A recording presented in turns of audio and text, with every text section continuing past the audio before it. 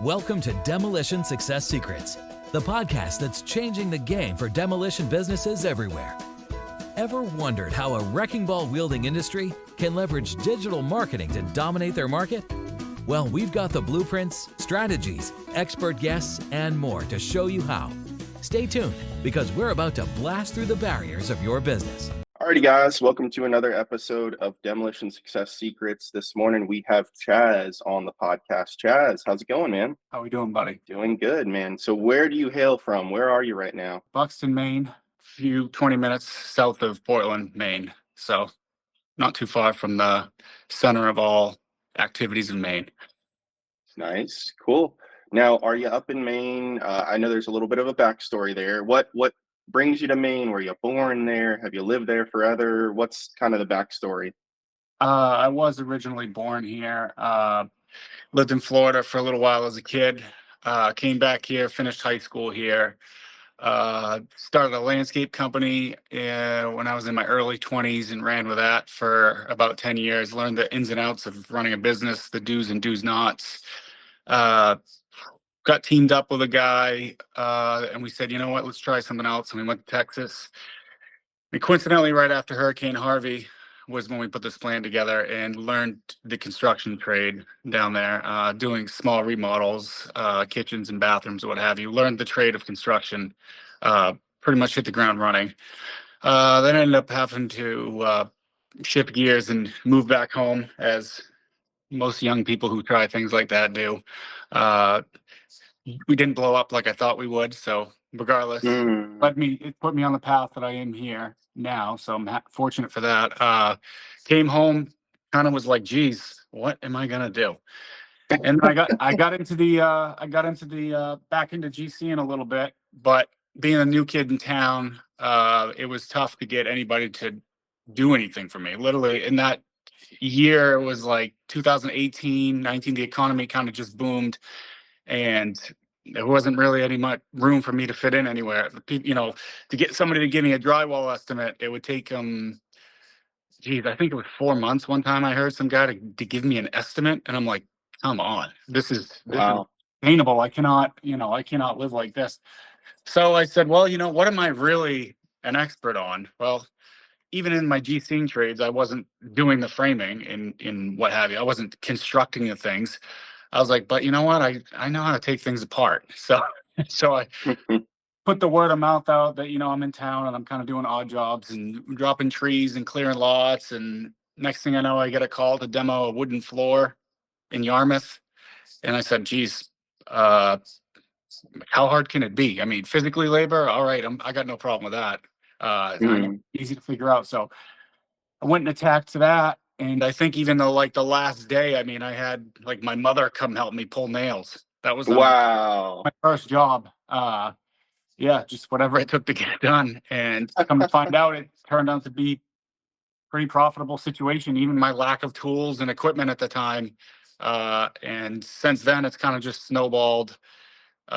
More trucks, more guys, more heavy equipment, more every tool you can imagine under the sun. I mean, I could open my own Home Depot if I wanted to. So and here we are today. That is awesome. Okay, so I love the history. I love the transparency. What were some of those lessons, good and bad, in your other ventures that maybe could be applicable to our audience who's either in the demo space right now, considering joining the demo space? Maybe let's not touch on the direct demo lessons per se, but maybe the indirect through those other ventures you went through, good and bad. Right. So I don't know, I guess good and bad.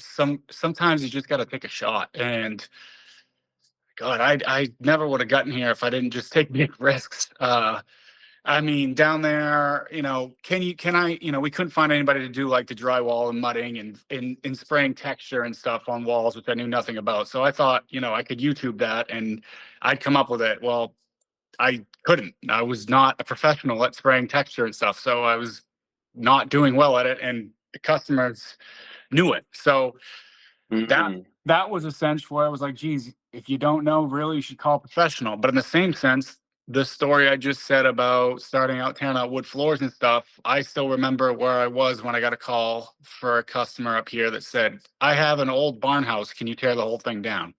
And I remember the pinch in my stomach when I was like, ooh, that's a little bit out of my comfort zone. And I came back and I said, absolutely. What's the address?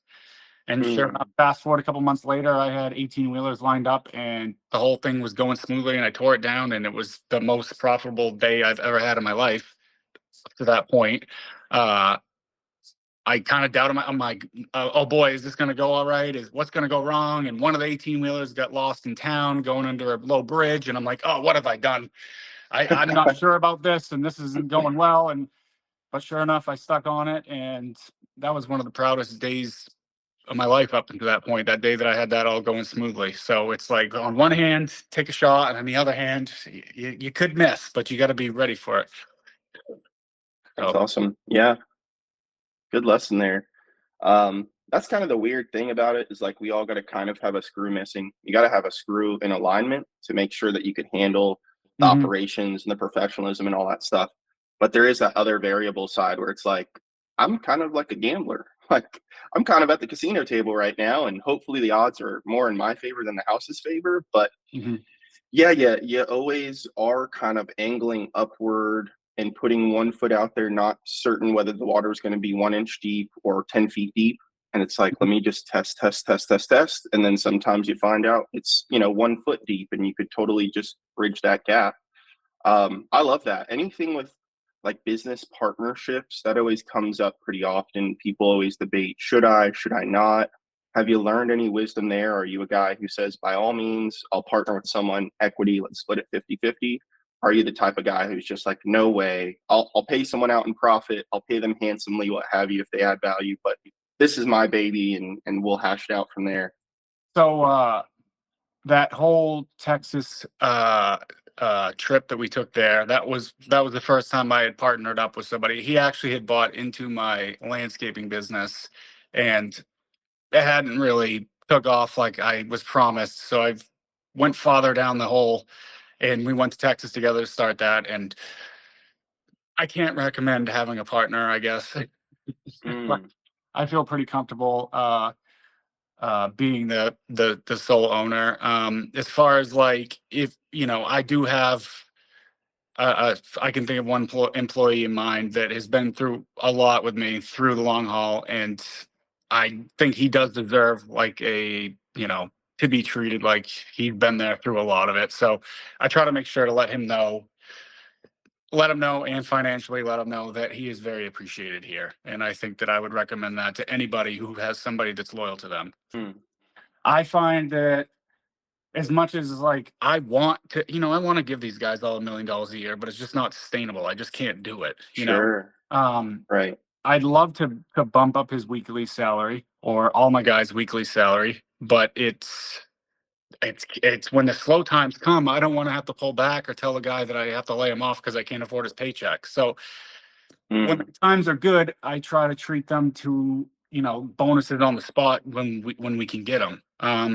One thing that I've developed, which I almost kind of don't even want to give it away, it's a secret, but every time we get a 5-star review, whoever was on that job gets an extra day's pay. Whoa. Part of the job, they got a 5-star review. Because holy crap, that's a big pay. Nice. You got to. I mean, what's more important than getting good remarks? Having your guys do a good job. I'm no mathematician, but I can't see myself going out of business because my guys are doing so well at so many jobs that I'm over. I only see that being a benefit.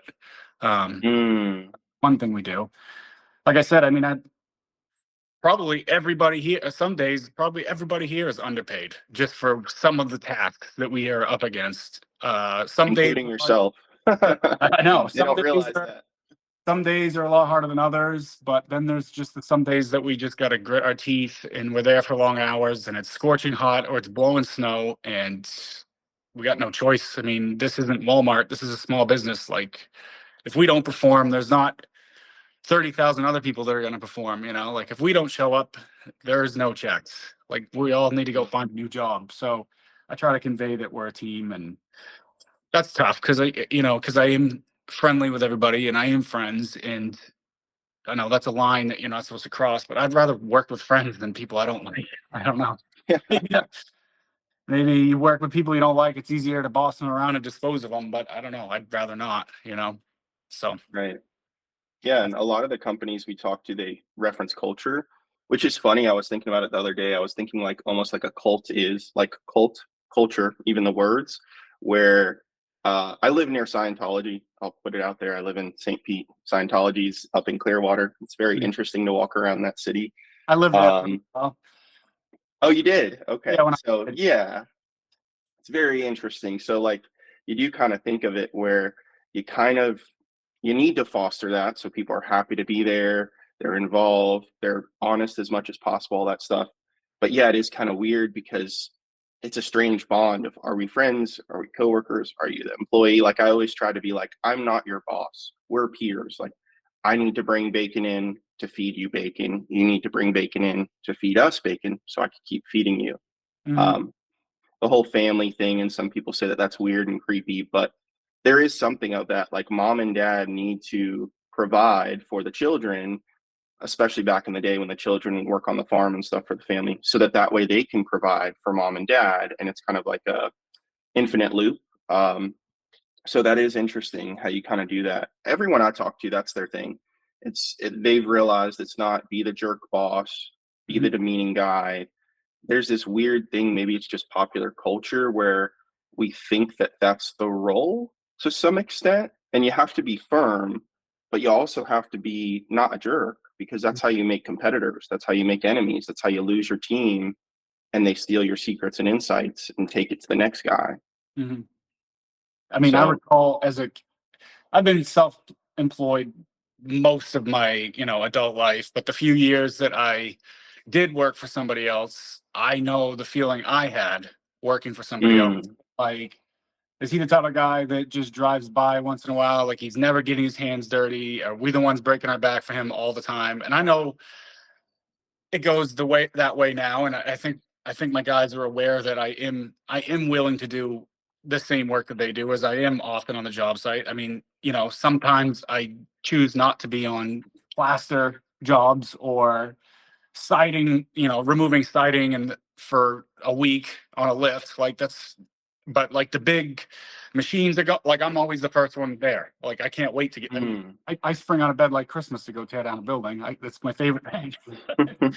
But and that being said, I assume they understand that I still have to go out and hunt. And Yeah. for instance, like they're on the job site right now, and I'm in my garage doing this podcast. So I think that they're pretty comfortable with the fact that I'm not just laying out on the beach, although Mm, it is my right to do that as the owner. sure. But for morale's sake, I think they're aware that I'm usually spending my time trying to move the business forward one way or another, whether it's picking up paperwork to get lien waivers released, or get a truck registered, or pick a truck up from here, or make an appointment over here, buy a hose. I mean, whatever. Pay the bill over at the disposal place. There's always stuff that kind of needs to get done that you don't really see. Yeah, it's funny. It's almost like take your kid to work day. It would be interesting to some extent if in certain companies they would take a team member on a daily basis, not on a, however that looks. If you have 10 team members, maybe, one time twice a year or something, and it's just like, hey, like, let me show you. I know your world. Like, I've been on the ground, but let me show you. I'm not just at my desk with my boots kicked up. I'm not the guy with the biggest, baddest truck and no stress. Like, I want you to understand that, you're getting a paycheck irregardless of what's going on behind the scenes. Like, Right. you're not having to push the business forward. And yeah, it's hard work. Totally get that. But I've done the hard work and it continues. And it's at a different level where if I'm not up here and I'm down here forever, you can't, like you can't exist if I'm down here forever. I have to Mhm. do this weird, unique, kind of risky stuff up at the top, so to speak. And that doesn't mean I'm above you and you're below me. It just simply means like I'm doing stuff that you may not fully understand or comprehend. So come on with me for a day, twice a year, whatever that is, just so maybe we can kind of understand each other. Meanwhile, you're with them, all the time kind of thing. And they definitely know you understand their world. I think that would be kind of an interesting way for stuff to happen, because I've worked at companies and I'm just like, man, the boss, he's in Italy, he's in, France. I'm here in the office just like, man, I'm doing the same old thing every day. And this guy, I guess he thinks it's a moral boost to send me this stuff, but I'm over here like, screw him. Like, I want to be in Italy right now. Yeah. Yeah. I mean, I've made the mistake of not doing the owner's duty and doing like a foreman and that's one of the Mm, problems is I love to be a foreman sometimes. I like mm, on the job site, elbow deep in it. I love logistics of this guy needs to be doing that with that machine so that it will wrap up before that machine goes that way so that that truck can head to that dump and then that can go that way. And then we'll have 3 guys to go to lunch that way. When they come back from lunch, they can pick that up. Like I love all that and all those. And I'm guilty of being in the field in an excavator and just hyper focused on what we're doing and is everything going to time? And then like my phone's ringing and I'm like, I don't have time. My phone's like, I don't have time. I don't have time. We got to pound this out. We got to get this out. I don't have time to take this call. And right. what are those calls? Those are jobs. Uh, And so we pound out this job and then we're on to the next one and same thing. Phone, boom, boom, boom, boom. We're done. And then I go, all right, great job, guys. Everyone's like, what's going on for Monday? And I'm like, oh, yeah, I didn't line anything up mm, because I've been right. busy with you guys. Yeah. I'm guilty of making that mistake for years. That is fair. Yeah, it's kind of tricky thinking. That's why I hired an office manager to help me Right. maintain that. Yeah. Yeah. I mean, it's kind of weird, the paradigm of like the owner of the football team, like a Robert Kraft, who's like a billionaire. There's the coach. There's the coaches under the coach, as head coach, subject matter expert coaches. There's a quarterback. And it's like you are the quarterback. And there's this whole transgression of these different layers and levels. Um, Kind of interesting where you could be like, hey, I want to be the coach more often than not. I can be near the field, but not on the field. And it's just like constantly training yourself and then reminding the guys like, hey, I used to be a quarterback too. I still have that in my heart and soul. But like, in order for me to take care of this team and for us to all win at large, I have to be on the sidelines so that way I can make sure, your linemen are covering you, quarterback, to make sure you're safe and in the pocket and everything. So interesting stuff. Very, very interesting stuff. What are some things, obviously you've been in demo for some time now, maybe 2 or 3 things that you wish you knew back then when you were just kind of starting up in demo that you now know now or close, hold rather close to you? Well, I guess maybe I'm not even sure about that. I've usually always been pretty tight with budgeting. I don't know. I've kind of everything I wanted to know. I just went and kind of figured it out. Mm. I don't know what I could have told myself. Buy this stuff sooner. I didn't have the money to buy it sooner. I had to wait till I had the cash flow to buy it.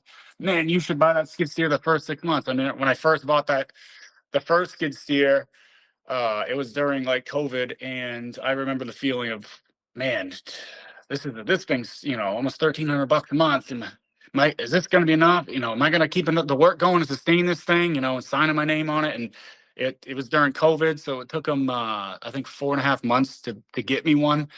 Wow. And when it finally came, it was pretty much like a few jobs here and there, but then after about 6 months, it was like, geez, I think we could use another one. Can't even keep up with this. Whoa. So then, I mean, Cool.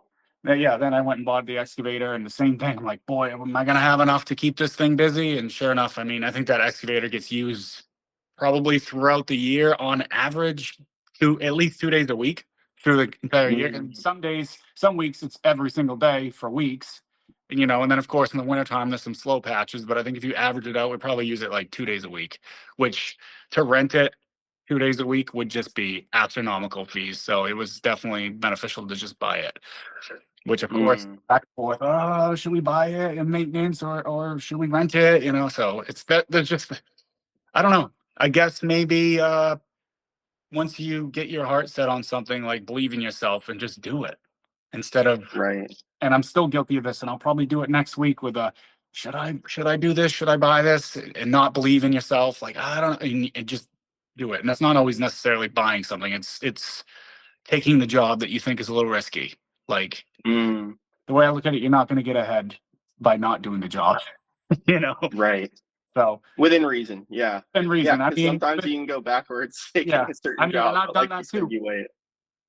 I've gone backwards before on a job too, but the learning experience was worth the cost. So yeah, That's fair. definitely. I own a demo company, and it does okay. Far from rich, but Mm. there's still a lot to learn, myself included. I don't claim to be an expert. I just own the company and do the best I can.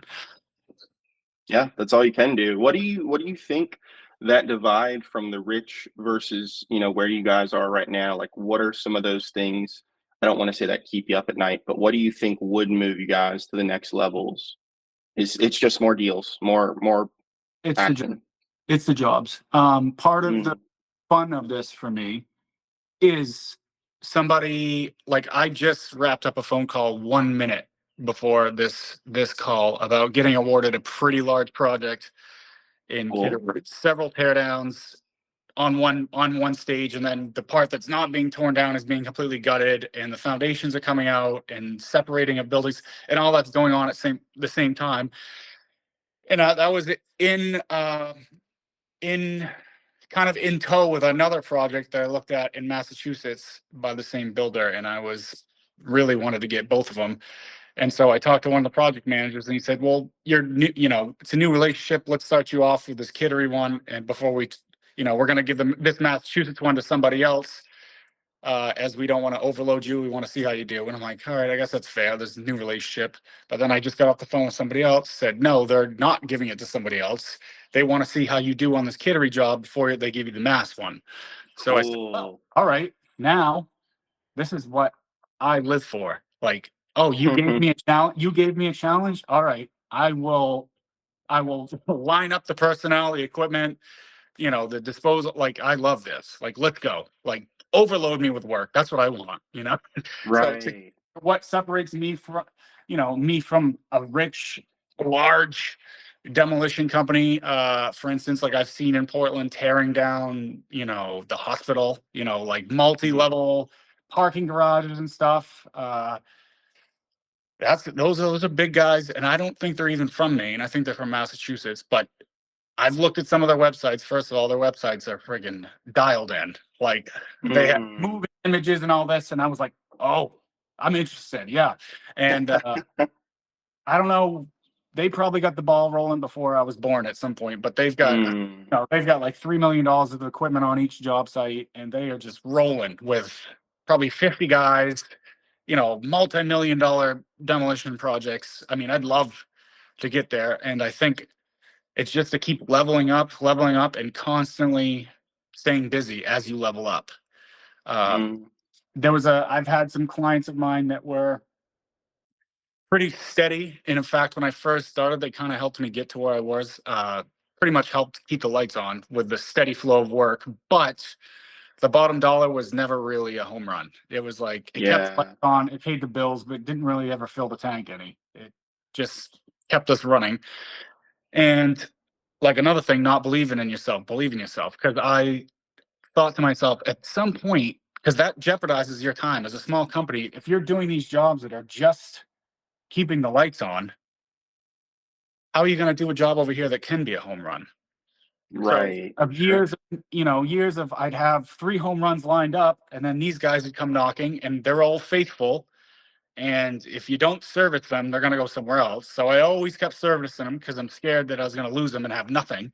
So that was when I Mhm. finally took the step and said, "All right, we're going to start going for the home runs. It's better to do a home run and sit home for a week than it is to be over here working for 3 weeks just to break even." So that's Mhm.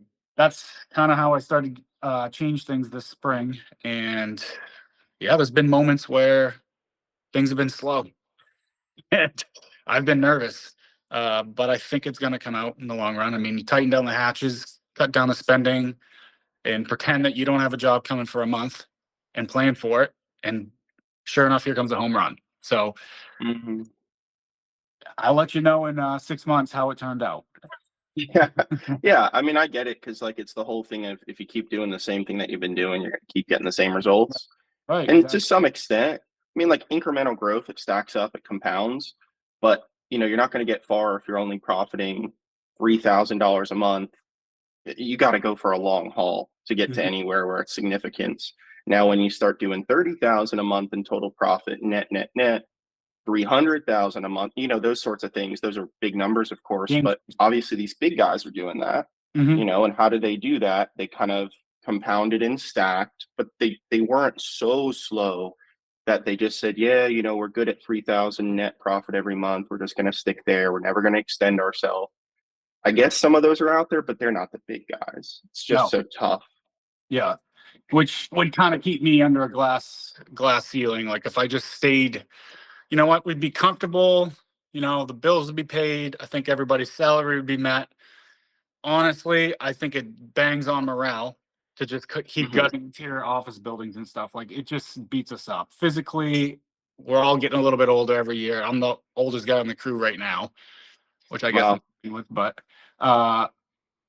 yeah, I mean, it starts to wear you out every day. Climbing ladders, yanking sawzalls, pulling drywall, sealing tiles, loading trash barrels, dragging it out to the trailers. Like, okay, here and there to like fill, but when that was turning into like, we're doing 20,000 square foot office for like 2 months, just doing that every single day, I'm like, man, this is killing morale. And then I thought to myself, and many other people's, giving away all my secrets here. Like, what separates me and my guys with a trash barrel, a hammer, and a pry bar versus that guy with a trash barrel and a hammer? Like, yeah, maybe we're a little more physically fit and can move faster, but that's not going to be a game changer.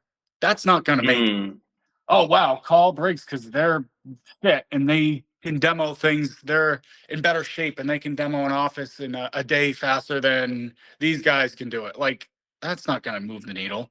I'm like, what is our competitive advantage? I'm like, well, our competitive advantage is that we all did pretty much start with interior. We do understand how construction works.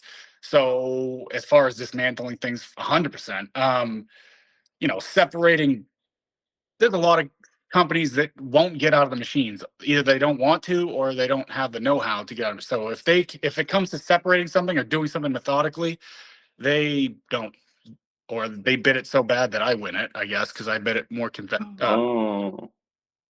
So that's like our competitive advantage is that we know this stuff and we have equipment.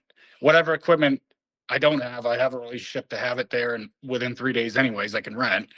But that we're all skilled operators, and yet we can jump out of a machine and run a sawzall and know where to cut a house to separate it, within a couple hours, have half of a house torn down.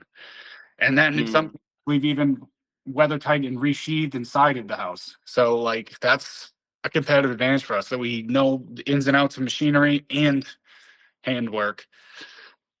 So it opens up some opportunities for us. And I feel that that's one of our largest competitive advantages versus other companies. Makes sense. Yeah. Do you have days where, let's say, obviously you're kind of taking those risks to wait for the bigger deals, which makes sense. If you just do little stuff, your guys are so beat up and tired that the medium and larger stuff, it's hard to even fulfill. Yeah. How does it go with payroll and things where, let's say there's a day your guys aren't working? Does it ever happen where like you're literally still paying them? It's like, hey, they're just sitting on your tail. Like, do they come to the office? What do they do? Do they network for you during that time? How does that look? No, I try to, again, what I ask of them is they show up on time every day, ready to work, which they do. And if we're slow, that's not their problem. They're employed by, so I take it as my responsibility that they should be paid. If I don't line work up for them, that's on me, 100%. And it took me a little while when I first got going. My first summer got going. And geez, I had $200 to my name to get going. So yeah, the first job, wow. I was all on my own, of course, cutting trees. And I remember I had the flu at one of them, but like I needed the freaking money. So I was hallucinating and sweating and about to pass out, but still running a chainsaw and hooking it to a chain and dragging it with my truck up so I can cut the tree up on the landing, whatever I could do. And then when I had some jobs, I was like, you know what? I got a little money set aside. I'll, hire this guy. All right. Well, I got this good guy and he wants to go for a little while. But then I got nothing. So then I'm talking to one of my buddies and I'm like, dude, I don't have enough to keep this guy busy. So I keep pushing and pulling like, hey man, I need you. Hey man, I don't need you. And of course he needs to feed his family. So he's got to go where the money's at. He's, if he's not available, it's because he found someone else to do. So my buddy just looked at me one day and he goes, man, you just got to pay him no matter what. And once that clicked, I was like, oh yeah. And suddenly I became extra hungry and I started bidding jobs. I was like, you know what? Even if I just freaking break even on this, I got to keep this guy busy. Like, so whatever, I'll just keep him busy. And, I'm basically doing jobs. I'm doing it for free because it's such a little job, but it's enough to, keep paying him, pay for the disposal. And maybe after doing it for 3 or 4 days, make the truck payment. Like there wasn't much left for me, but I saw the importance of keeping him busy and the value of having him with me so that down the pipeline, sure enough, it was my first year and I bid on my first $10,000 job, which I was like, oh my God, wow. Should I even submit this? I mean, the math, all that, I'm scared to even put this. The guy's going to think I'm crazy. Oh my God, Right. $2,000 to do. Wow. I mean, I don't know. I double checked all the numbers. According to Google, this is the medium going rate. The guy goes, okay. I'm like, wow. So it was like that, I kept this guy employed through all the slow times because I knew down the road I was going to need him. And boom, that paid off. And that $10,000 job I did, we took us like 4 days. And again, I barely had any equipment back then and knew a quarter of what I know now about demolition. Looking back at that particular job, yeah, we would have had that done in a day now with what I've got now. So, but at the time, I mean, all right, this is the payday. I mean, this is just, of course, leveling up. But back then, wow, that was a game changer. That put a cushion in my bank account. And then I was a little more confident to have him start coming with me on more stuff. So which we started turning and burning faster and faster. So I know, it's like I don't know, it's like the recycle symbol. Right. Yeah. That infinite loop, the recycling symbol where it just keeps going through. That is funny. Yeah, man. Well, this has been awesome. Any other last little golden nuggets, anything like networking, what your mindset is there, how you guys do it, how to get more jobs, that kind of thing? As far as networking goes, the word of mouth to me has been not enough to be sustainable. Like a few people, an old friend will reach out, hey, can you tear down this mobile home? And I'm like, yeah, absolutely. But hasn't been that kind of networking hasn't been a game changer.